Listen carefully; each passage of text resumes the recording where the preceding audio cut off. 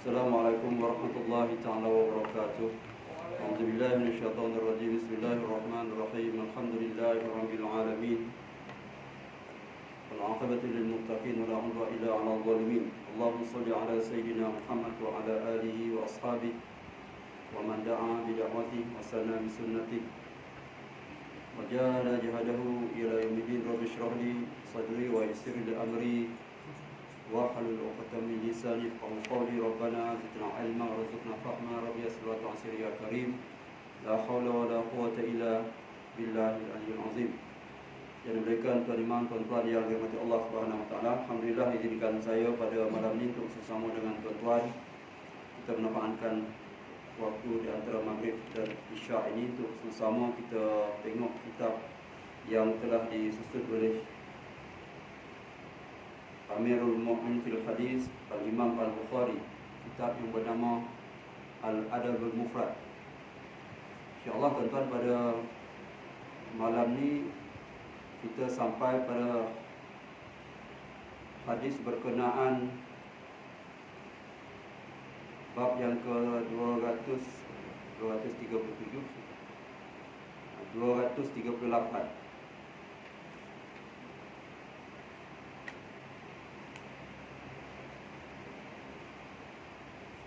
Qala Amirul Mu'min fil Hadis Abu Abdullah Muhammad Ismail Al-Bukhari fi kitab Al-Adab Al-Mufrad babu man shalla 'inda al-marid. Telah berkata Amirul Mu'minin dalam hadis Abu Abdullah Muhammad Ismail Al-Bukhari dalam kitabnya, bab pada menyatakan orang yang mengerjakan solat di sisi orang sakit. Ini satu bab. Bab berkenaan dia pergi menziarah orang sakit, kemudian dia semayang ke rumah sakit. Jadi ada satu bab ni tuan-tuan, iaitu bab berkenaan kita ziarah orang sakit, kemudian kita pergi semayang kat rumah dia. Kerana bila perbuatan semayang berlaku di rumah orang sakit tu, dia sebenarnya memberikan kegembiraan kepada orang yang sakit. Dan Imam Bukhari dia masuk dalam bab berkenaan man shalla 'indal marid, bab pada menyatakan orang yang mengerjakan solat di sisi orang sakit. Jadi bab semayang dekat orang sakit ni bukan berertinya kita tu menjadi satu sunnah. Sebab kita nak mengabarkan ada sahabat yang ziarah orang sakit lepas itu dia semayang orang sakit. Yang ni bukannya berertinya satu sunnah, tetapi maksudnya di sini ialah bab menceritakan berkenaan boleh kita bersemayang di tempat kita ziarah orang sakit tadi sekiranya setelah masuknya waktu sembahyang al-maktubah, setelah masuknya waktu sembahyang yang fardu, ataupun memang menjadi kita punya kebiasaan bila waktu duha tu memang kita sembahyang.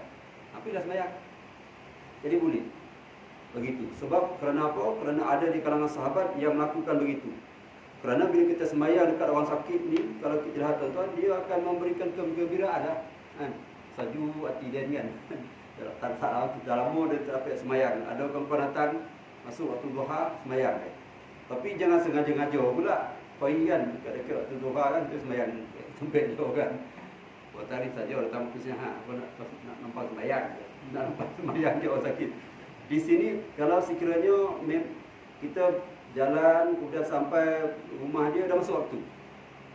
Masuk waktu tak payah tu temannya nak pergi suruh dia tak pernah tinggal dulu. Jadi orang sakit tu macam dia macam terlopong-lopong dia.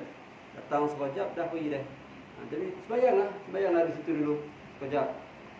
Kerana di situ dia akan memberikan kegembiraan kepada orang sakit. Sebab tujuan kita ziarah orang sakit tadi ialah nak memberikan kegembiraan kepada dia dan juga untuk memberikan keyakinan pada dia yang datang jumpa dia ni orang yang jaga sembahyang. Kan sedap orang sakit tu sejuk hati bila tengok kawan datang. Ini kawan datang semua kawan yang dah bila-bila punya datang itu datang tengok dia.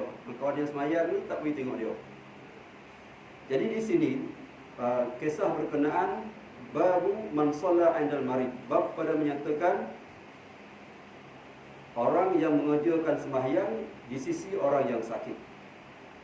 Ataupun kalau menjadi kebiasaan dia, kebetulan dia lalu, dia pun singgahlah.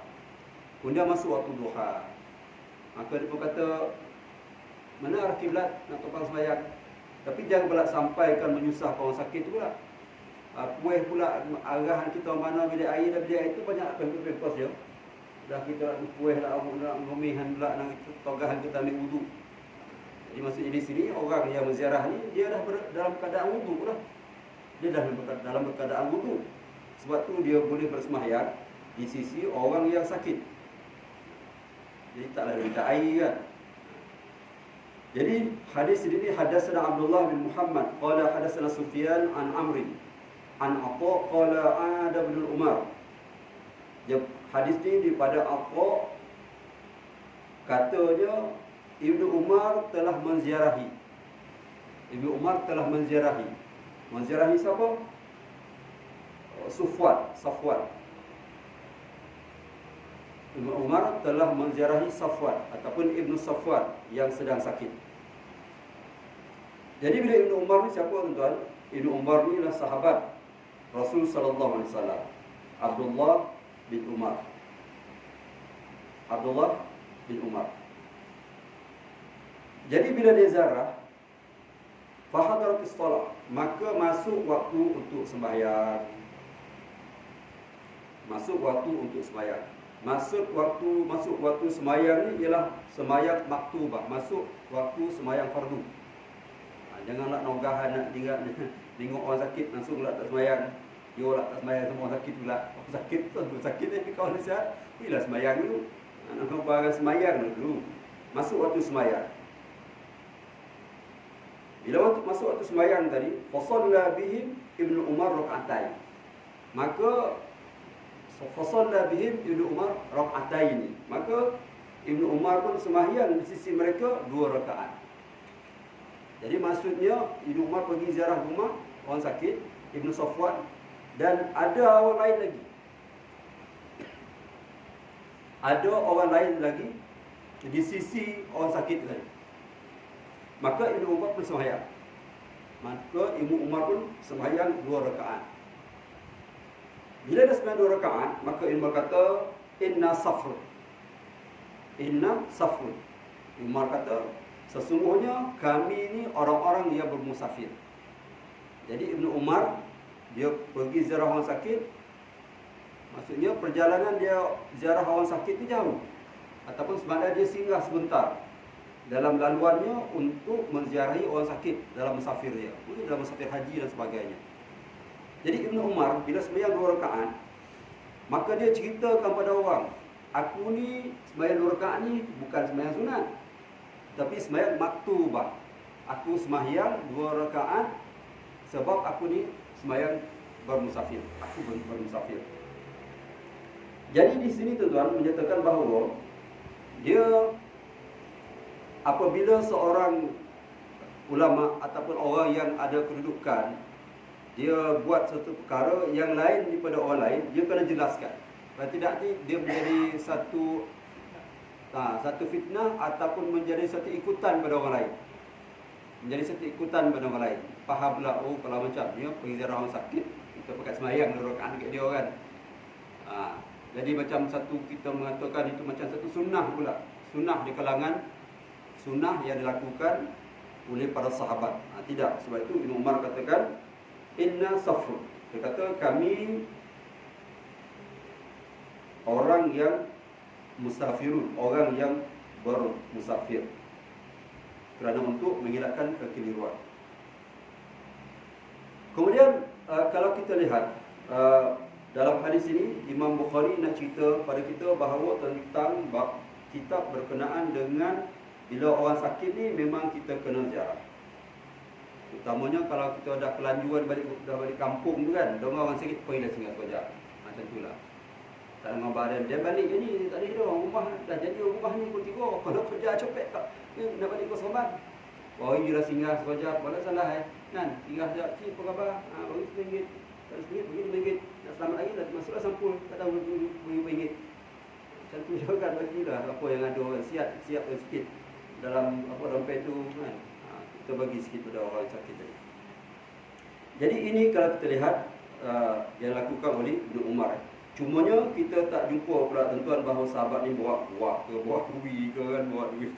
Kita masih tak jumpa lagi. sahabat ni bawa buah tangan ke pergi ziarah orang sakit. Kita tak jumpa lagi. Nanti kita jumpa lah.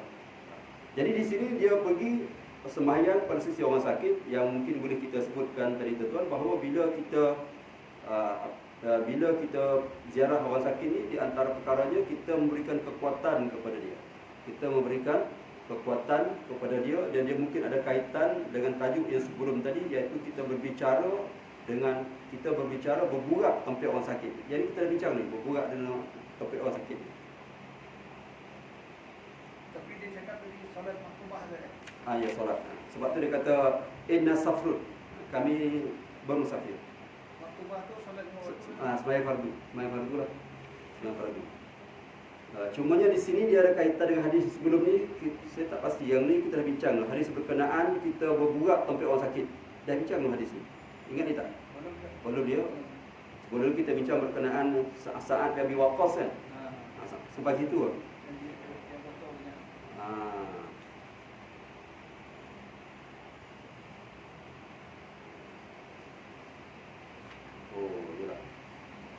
Okey.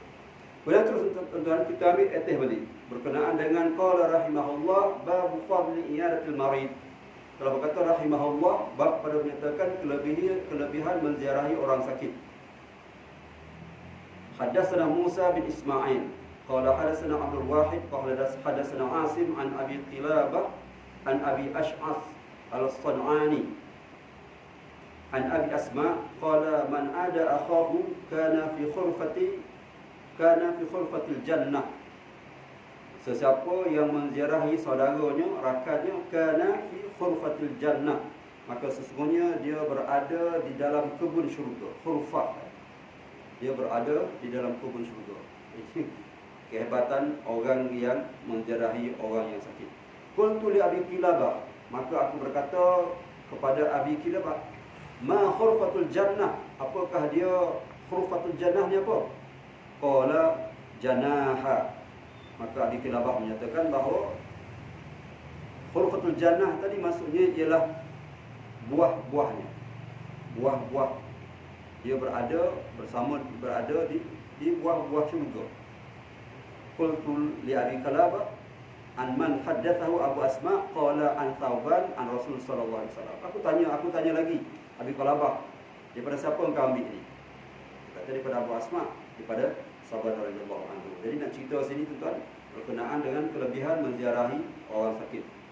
Allah kata di sini ialah kana fi khurfatil jannah.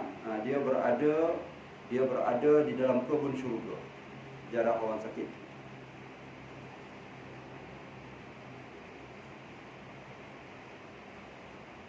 Seterusnya qala rahimahullah babul hadis lil marid wal a'id. Ini yang kita sebut tadi. Bab pada menyatakan berbicara, berburak-burak di sisi orang sakit, dan juga berburak-burak kepada orang sakit tadi, dan juga al-aid, dan juga orang yang ziarah. Maksudnya orang ziarah dan orang sakit berburak-burak. Itu di antara bab pada menyatakan berbicara untuk orang sakit dan orang yang berziarah. Maksudnya orang yang pergi ziarah ni berburak dengan orang sakit.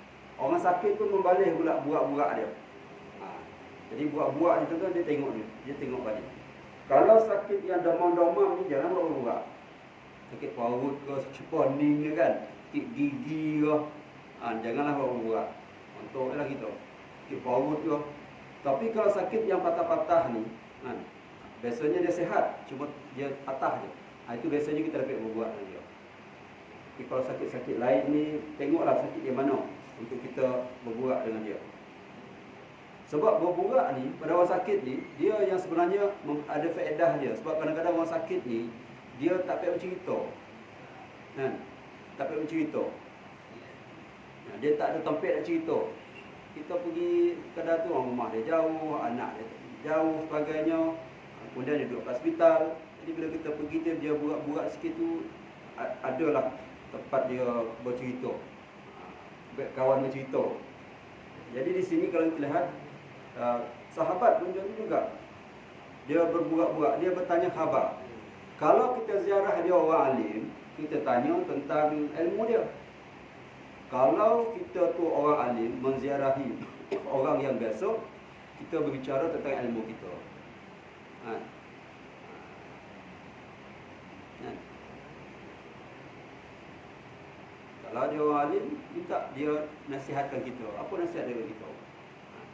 Jadi di sini kalau kita lihat hadatsana Qais bin Hafsin qala hadatsana Khalid bin Haris hadatsana Abdul Hamid bin Ja'far akhbarani abi anna Abu Bakr bin Hazm Abu Bakr bin Hazmin wa Muhammad bin Munkadir. Jadi ramai tadi. Abu Bakr dan juga Muhammad bin Munkadir.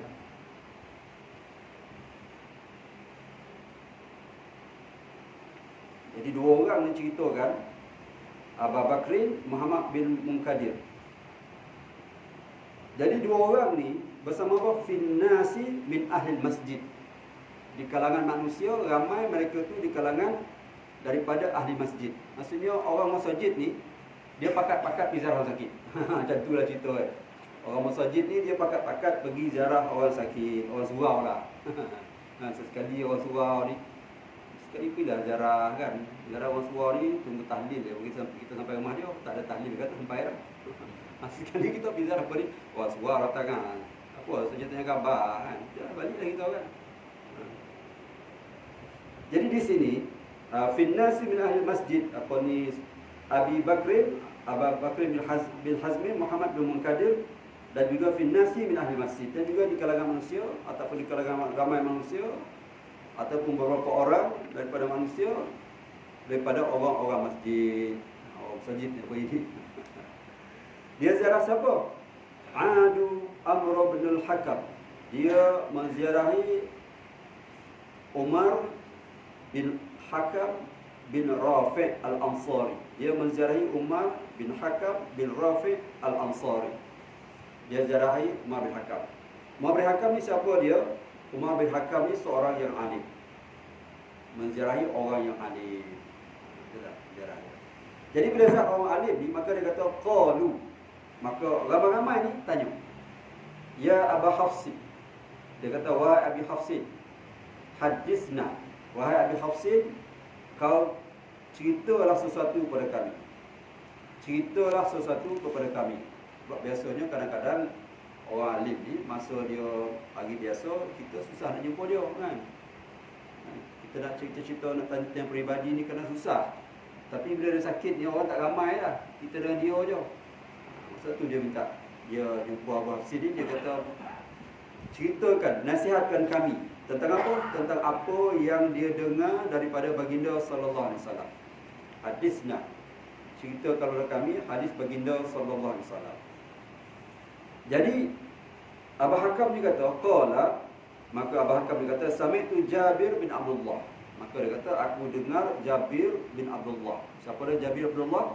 Iaitu sahabat Nabi sallallahu alaihi wasallam. Qala, Jabir berkata, sami'tu Nabi sallallahu alaihi wasallam. Aku dengar Nabi sallallahu alaihi wasallam bersabda.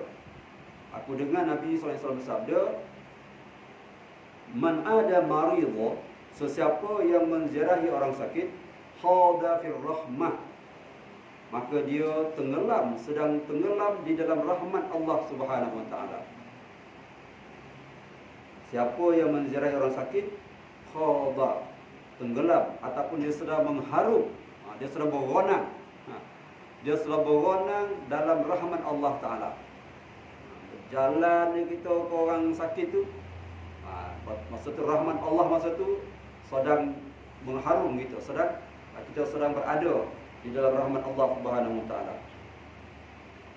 Jadi rahmat tadi, dia mengharum rahmat tadi sampai bila? Sampai keadaannya hatta iza qa'ada istaqarra fiha. Sehinggalah bila dia duduk bersama orang sakit dan dia menetap di dalam rahmat itu. Maksudnya dia pergi jumpa orang sakit tu sama. Dia duduk tempat orang sakit ni pun masih lagi dia berada di dalam, dia tenggelam dalam rahmat Allah Subhanahu wa taala. Kenapa tuan-tuan? Sebab orang ziarah orang sakit ni biasanya hati kita akan jadi tawaduk kan. Kita akan rendah diri. Kita akan rasa rendah diri. Jarang benar lah melainkan orang-orang yang riak takabur ni, orang yang bangga diri ni, dia akan membahagikan rasa lah kau sakit kan. Itu benar-benar kau. Kat situlah kita akan rasa macam mana kita nak bimbing diri kita. Bagaimana kita nak bimbing diri kita. Banyak orang yang tak dapat rahmat Allah Ta'ala bila jumpa orang sakit, tengok orang sakit sebab dia rasa dia ego. Dia takat ni tak ada lah.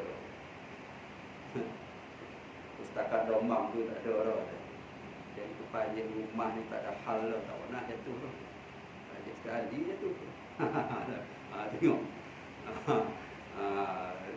Jadi kalau orang yang orang yang hatinya tunduk rendah pada Allah Subhanahu Wa Taala, bila tengok orang yang terkena sakit, dia rasa akan semakin rendahnya dirinya di hadapan Allah Subhanahu Wa Taala. Dia rasakan kawan aku dulu sihat, tiba sakit. Hebat dia, tiba jatuh dia. Ini menunjukkan bila jarah orang sakit tadi, rahmat datang macam mana? Apabila dia dapat membimbing diri dia, dapat mengasuh hatinya, kerendahan hatinya dengan rahmat Allah Subhanahu Wa Taala. Jadi masa bila dia dapat kebaikan, hatta iza qa'ada istaqarra fiha, hatta iza qa'ada istaqarra fiha, sehinggalah bila dia duduk bersama orang sakit, dia terus berada di dalam rahmat Allah Subhanahu Wa Taala. Wallahu a'lam. Qala rahimahullah, babul iyadatul musyrik. Telah berkata rahimahullah, bab pada menyatakan menziarahi orang musyrik. Ini satu bab juga. Banyak Imam Bukhari bawa orang sakit kan. Bab berkenaan menziarahi musyrik. Musyrik ni apa? Orang yang menyekutukan Allah Ta'ala. Pada Imam Bukhari, dia letakkan ahli kitab ni musyrik. Sebab tu dalam hadis ni dia letakkan orang Yahudi tu musyrik. Dia takkan Yahudi tu musyrik. Orang sekarang ni Yahudi tu dia tak letakkan sebagai musyrik kan, dia letak sebagai ahli kitab. Ahli kitab. Di musyrik ni siapa ada? Musyrik tu ialah macam penyembah berhala tu lah. Hindu tu musyrik. Itu musyrik, dia penyembah berhala. Dia ada musyrik, ada etis. Etis ni apa? Etis yang tak percaya kepada Tuhan. Komunis sebagainya itu etis. Yang musyrik apa? Musyrik tadi. Yang musyrik tadi apa? Dia percaya pada Allah, ada Tuhan, tapi dia mensyirikkan dengan benda-benda lain. Itu dikatakan musyrik. Ahli kitab siapa? Ahli kitab tu ialah orang Yahudi dan juga Nasrani. Tapi di sini Imam Bukhari dia mengistilahkan orang Yahudi itu sebagai musyrik. Sebab tu dia kata babul iyadatul musyrik, bab pada menyatakan menziarahi orang musyrik. Orang sekarang ni tak nak sebut kafir, non-muslim. Non-muslim. Haram pun tak adalah, non-halal. Ini daging non-halal. Mana pula dalam hukum fiqah letak non-halal.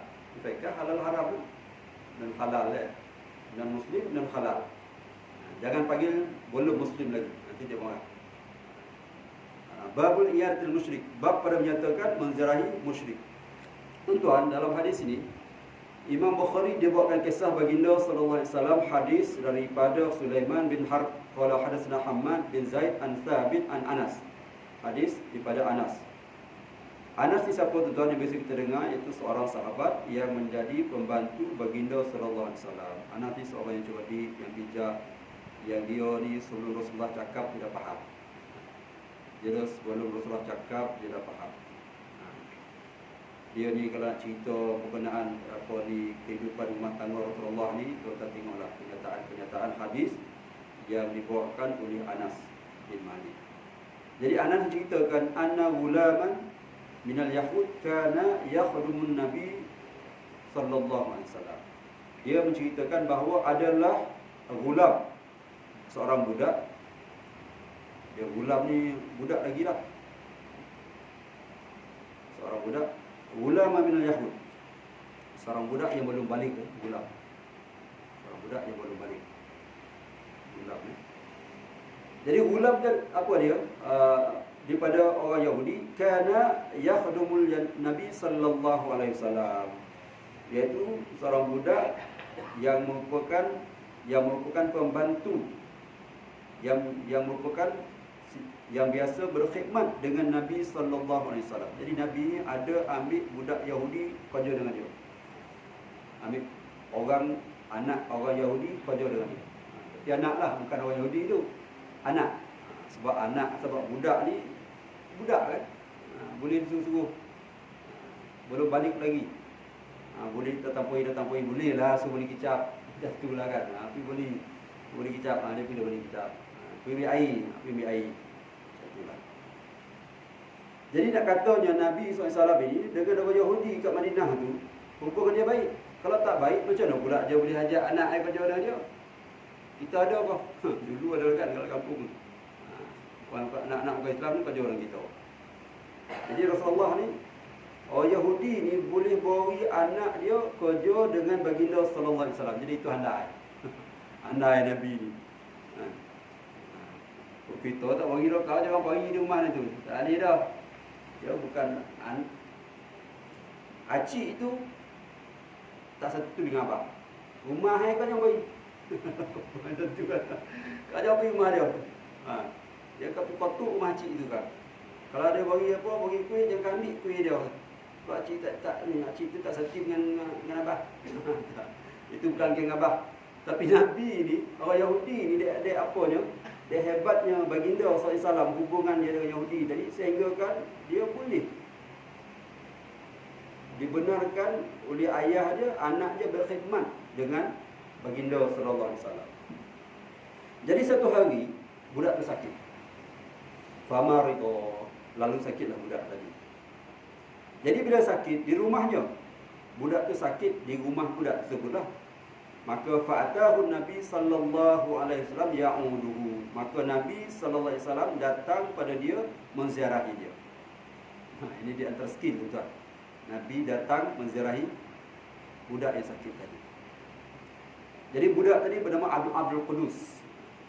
Budak tu bernama Abdul Qudus. Nabi pun datang ziarah dia.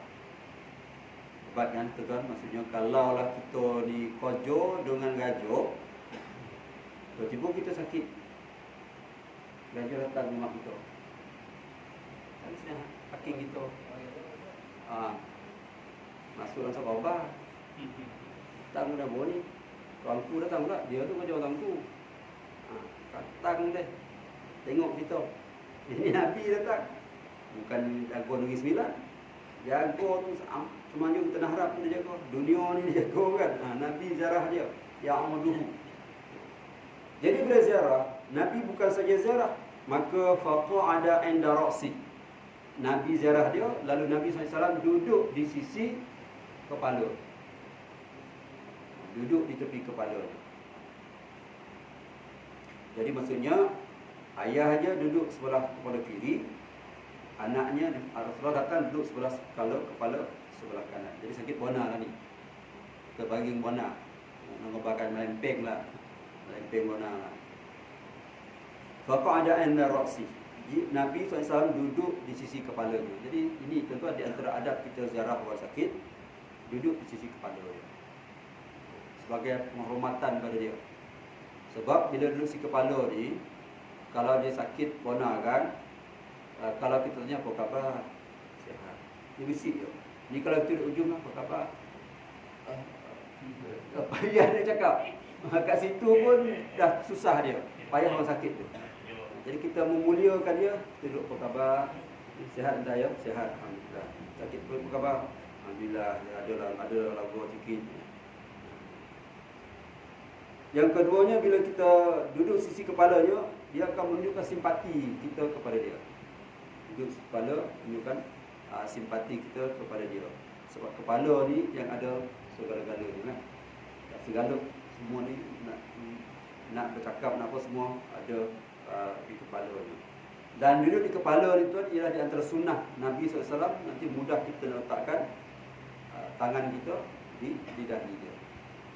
Jadi kalau duduk kaki kan, kita nak apa tu kan, sikit dah, nak pergi pegang kepala. Tapi kita duduk situ, maka memudahkan kita untuk kepala dia dan juga mendoakan dia. Tapi kalau kita sakit ni, kadang-kadang payah kita pegang kepala ya. Kalau kawan anak berapa kecil biasa. Kalau kawan jarang kita nak. Tak izin memang kita doa sikit. Wa huwa inda ra'si. Nabi duduk di sisi kepalanya. Jadi bila macam tu, faqala aslim. Bila Nabi duduk di sisi kepalanya, Nabi kata pada dia, masuklah Islam. Kat situ je dipulih masuk Islam. Tengok Nabi SAW. Kenapa Nabi boleh cakap macam tu? Pertama, dia dah kenal Nabi. Dia dah kenal Nabi SAW. Yang keduanya, kalau kita lihat, pertama dia dah kenal Nabi SAW. Yang keduanya bila Nabi datang pada dia tadi tu, tu dah sejuk dah. Dah cair dah. Datang ziarah tu dah cair dah. Jadi, sebab tu Nabi kata masuk Islam. Jadi Nabi sebut tu masih dah cair. Masuk Islam. Kaedah ni yang digunakan nanti oleh Sayyidina Abu Bakar oleh Nabi SAW kepada ayah Sayyidina Abu Bakar As-Siddiq dalam kisah pembukaan Mekah. Jadi bila macam tu duduk di sisi dia, Nabi kata aslim, masuk Islam. Bila dikatakan aslim, maka dia pun fanazara ila abi. Ini budak yang baik tuan. Maksudnya budak ni memang dia taat dengan ayah dia lah. Sebab tu dia boleh jadi, sebab tu Nabi pilih dia penjara dia. Bukan budak main kudur, kuli kan. Imam kuli tak, dia orang taat pada ayah dia. Bila Nabi ajak masuk Islam, fanazara ila abi. Bila Nabi ajak masuk Islam, maka dia pun melihat kepada ayah dia. Pandang pada ayah dia. Wa huwa inda ra'si. Ayah pun duduk di sisi kepala juga. Faqala lahu, maka ayah dia kata, ati Abul Qasim. Ayah dia kata, kau ikutlah cakap Abul Qasim. Ini sebagai ta'zim. Dia tak kata ati Muhammad, tapi dia kata ati ta'atilah Abul Qasim. Qasim ni siapa tuan-tuan? Qasim ni ialah anak baginda sallallahu alaihi wasallam. Qasim kan? Qasim ialah anak baginda sallallahu alaihi wasallam. Dan dia panggil Abul Qasim ni sebagai apa ni? Sebagai ta'zim. Sebagai melambangkan dia memuliakan baginda sallallahu alaihi wasallam. Kau ikutlah, dia kata. Ikutlah cakap Abul Qasim tu. Dia menunjukkan kegembiraan. Jadi ini di antara kelemutan baginda sallallahu alaihi wasallam dengan orang Yahudi. Ini Yahudi apa tuan-tuan? Yahudi yang tidak memerangi agama Allah. La yanhaakumullahu 'anil ladzi lam yuqatilukum fid din wa lam yukhrijukum min diyarikum an tabarruhum. Allah katakan, Allah tidak larang kamu daripada orang-orang lam yuqatilukum, yang tidak membunuh kamu dalam agama dan juga tidak mengeluarkan kamu daripada kampung halaman kamu, an tabarruhum, untuk kamu buat baik pada dia. Jadi Nabi pun tengok, ini Yahudi apa? Yahudi baik. Yahudi yang tidak memerangi baginda sallallahu alaihi wasallam. Jadi dia kata ati Abul Qasim, akan ikut Abul Qasim tu. Maka fa aslam, budak pun masuklah Islam. Kemudian Nabi keluar. Fa kharajan Nabi sallallahu alaihi wasallam, Nabi pun berkeluar, wa huwa yaqul alhamdulillahillazi, pujian bagi Allah yang anqazahu minan nar, yang telah menyelamatkan dia daripada api neraka. Itu tahmid. Tahmid, puji Allah Subhanahu wa taala dengan nikmat yang agung ini. Dengan nikmat yang agung, iaitu nikmat bersyahadah. Nikmat bersyahadah, nikmat berada dalam agama Islam ini satu nikmat yang besar. Sebab tu Nabi dia dengar dia Islam tu, Nabi alhamdulillah allazi anqazahu minan nar. Pujian bagi Allah yang telah menyelamatkan dia daripada api neraka. Wallahu a'lam. Kita bisa satu lagi tuan. Qala rahimahullah babu ma yaqulul marid. Pada berkata rahimahullah, bab pada menyatakan apa yang diucapkan kepada orang sakit. Tadi berkenaan ziarah, yang kedua sembahyang pada dia, yang keempat berbuat-buat untuk orang sakit. Kita bincang tadi bab berkenaan kelebihan menziarahi orang sakit. Sekarang ni bila orang sakit, apa kita nak bagi dia? Qala rahimahullah babu ma yaqul lil marid. Bab pada menyatakan apa yang diucapkan kepada pesakit. Jadi kalau orang sakit tu apa kita nak ucapkan? Biasa tuan-tuan ucap apa? Apa khabar kan? Apa khabar? Apa khabar kan? Sihat dah. Dia sakit dia kata tahu tu kan. Mudah-mudahan sihat dah. Dia ada ucapan tanya, ada yang doa kan. Ada yang kita doa dia. Ada yang kita ziarah orang sakit, ada yang kita tanya dia, ada yang kita doa dia. Apa khabar tuan? Sehat. Apa khabar tuan? Saya nak cerita saya doakan tuan mudah sihat. Sabarlah tuan. Kita ada tanya khabar, ada doa, ada nasihat. Tengok macam mana. Syafakallah ada. Syafakallah. Itu doa dia kan. Itu doa dia. Yang ni bab ma yaqulul marid, bab menyatakan apa yang kita ucapkan pada sakit. Hadatsana Ismail bin Abi Uwais qala hadatsani Mali an Hisham bin Urwah an Abi an Aisyah daripada Aisyah radhiyallahu anha. Cerita Aisyah ni annaha qalat, dia bercerita. Siapa Aisyah? Anak Sayyidina Abu Bakar As-Siddiq, isteri baginda sallallahu alaihi wasallam. Qalat lamma qadima Rasul sallallahu alaihi wasallam Madinah. Bila Rasulullah sampai di Madinah, wa'ida Abu Bakrin wa Bilal. Wa'ida ni maka demam ataupun sakitlah. Wa'ida ni sakitlah Abu Bakar dan juga Bilal. Demam. Demam tahu betul. Abu Bakar, Bilal demam ni. Demam ni sampai nak balik Mekah. Bayangkan kita macam demam kan. Kalau demam bonan ke rumah dia ikut dapat balik rumah kampung salju keserengan. Kan? Kadang kita dah tua tu, buatlah balik kampung nak tengok rumah je ah. Tak boleh mak. Buat tengok sekejap cukuplah. Tak nak tengok rumah tu sampai terbunyi kita ditanam tu. Kan rumah berapa sakor kita tu. Sejuklah hati kita tu. Kalau dapat beli penajis dia, Allah. Rasa sihat rasa. Jadi bila sakit demam lah. Sakit yang tak tahu ni. Jadi Abu Bakar dengan Bilal ni pernah macam tu. Tuan bayangkan, tuan sahabat ni pergi Madinah tu bukan golak-golak. Sepati demam. Masa hijrah tu. Masa hijrah. Jadi bila sakit tu, Fadakhaltu alaihima, aku pun pergi masuk kedua-duanya. Iaitu mereka tu diletakkan satu tempat, kedua-duanya di tempat asing. Maksud diasingkan, sakit pernah ni. Qultu ya abata, aku berkata wahai bapaku. Ini panggilan manjur lah. Panggilan manjur kepada ayah. Wahai ayahku. Kaifa tajiduka, wahai ayahku, macam mana keadaan kau? Ni memberi nak buat macam tu. Tanya orang sakit, macam mana keadaan kau? Wa ya Bilal, wahai Bilal, kaifa tajiduka, wahai Bilal, kau apa cerita? Wa kana Abu Bakrin, Abu Bakar ni kata iza akhazatul humma yaqul. Abu Bakar ni bila sakit dia hilang, maka dia akan berkata, dia dah sihatlah. Kullu mri'in musabbahun fi ahli wal mautu adna min syirakin na'li. Kata Sayyidina Abu Bakar, semua orang ni pagi-pagi sihat dengan keluarga dia. Sedangkan kematian tadi lebih dekat pada dia daripada tadi kasut dia. Jadi kadang-kadang pagi sihatnya tak ada buat-buat, kok tengah tak ada. Kadang-kadang dia sihat, kadang-kadang dia sakit kan. Doktor rawat dia, yang mati tu doktor.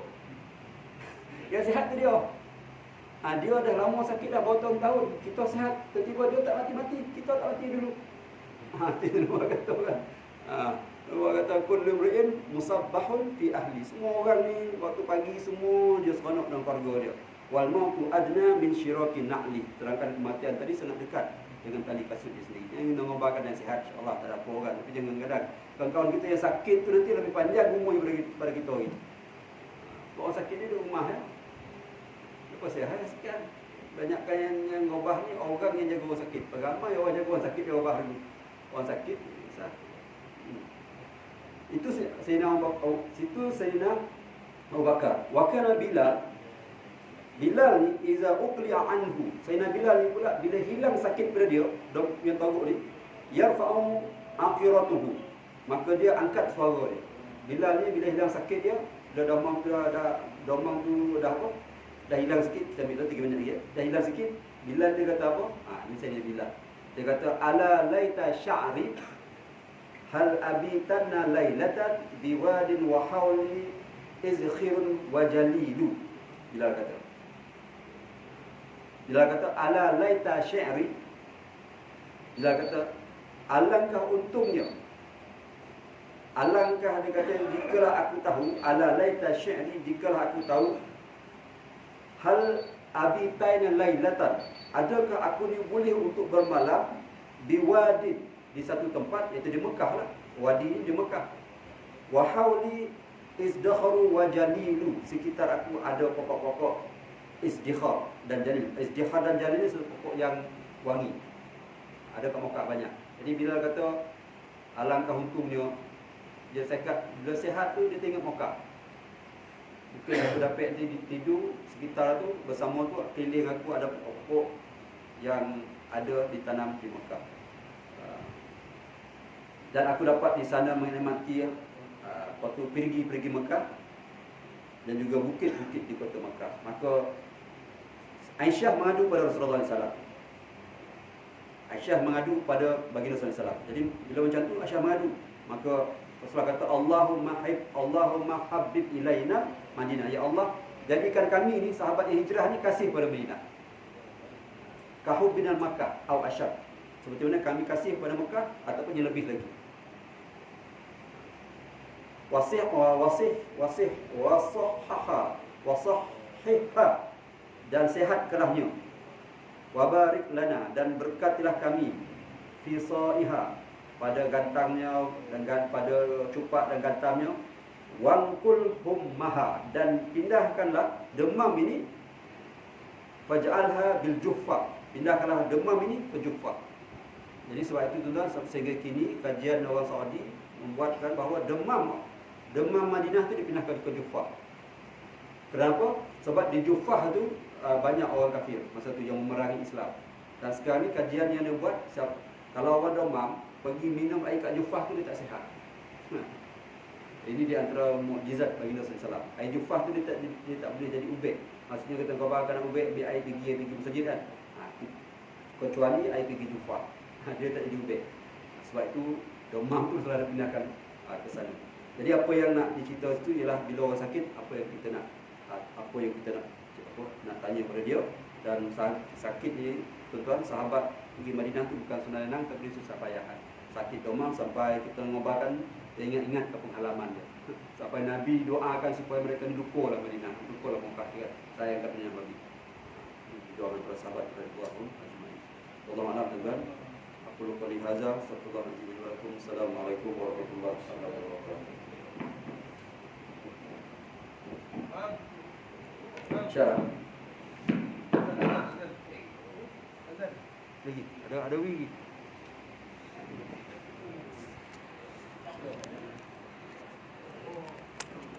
Masuk, tak masuk.